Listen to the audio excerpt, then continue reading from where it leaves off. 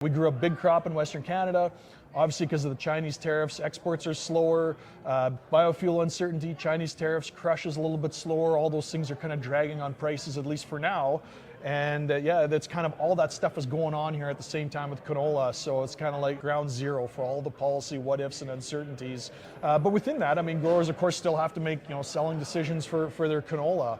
And so, I think a couple things. And again, there's the what if potential if maybe things open up with China. And as we heard today, there's maybe cautious optimism, but I think it would be presumptuous to assume that suddenly things will open up. I think that would be probably not the right way to spin some of the cautious optimism that was put forward. You want to be an optimist, and you also got to be a realist in some ways. And so the realist, part of me would say that I think we sort of have to almost move forward assuming that things won't open up, because they might not open up.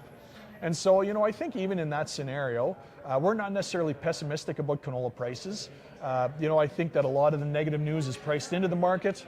I think as canola prices are soft here in Canada, I think that maybe encourages some additional demand into other export markets, as we heard a little bit today as well.